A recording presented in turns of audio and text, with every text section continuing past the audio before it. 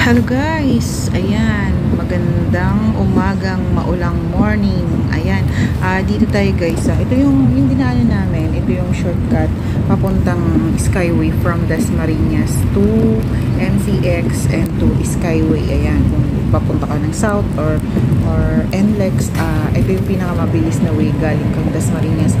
Papasok lang tayo dito sa subdivision ng Windward Subdivision. Ayan, pagpasok mo ng gate, diretso ka hanggang pumasok ka dito sa Villar City. Ayan, napakaluwag dito guys. Walang kahirap-hirap yung pagpapatakbo mo dito. Ngayon, nagkataon lang na malakas ang ulan kaya hindi mo masyadong makikita yung ganda ng view. Pero sobrang luwag dito, walang traffic at napakabilis mo makarating sa MCX to Skyway. Ayan, mapapabilis yung biyahe mo. Pag dito ka dadaan, ito yung pinakamadaling way papuntang Skyway. Ayan, kaysa dadaan ka pa ng may bibili boy, bibigyan. Kaysa dadaan ka pa ng Daang Hari, mapapatraffic ka pa, mapapalayo, may mga traffic lights ka pang madadaanan.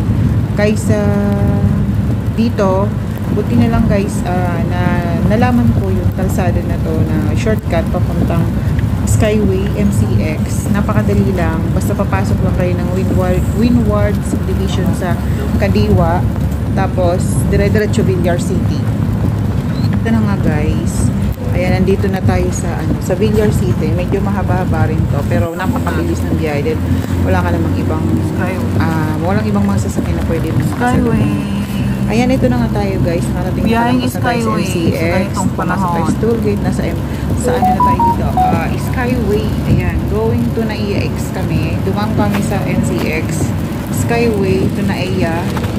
Kasi kala namin mas mapapadali yung aming pagsundo. Kasi nakakontrata ako ng isang araw ng susunduin sa airport from Riyadh. So dito ako dumaan kasi akala ko mas magiging okay yung pagdaan dito sa Skyway. Hindi ko sukat akalain na ganito kalakas yung hangin at ulan sa pagsundo kong to. Tapos sa unahan nito ay napaka-traffic kaya hindi na ako ulit dadaan ng Skyway. Akala ko pag Skyway walang traffic, pero hindi rin. Mas mahaba yung traffic na naranasan ko kahapon.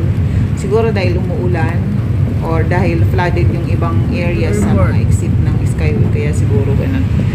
Ayan, ito na nga guys, pababa na tayo sa Naiya. Dito na tayo sa Naiya at mag-wait na lang tayo ng ating susunduin. Ayan, thank you guys for watching.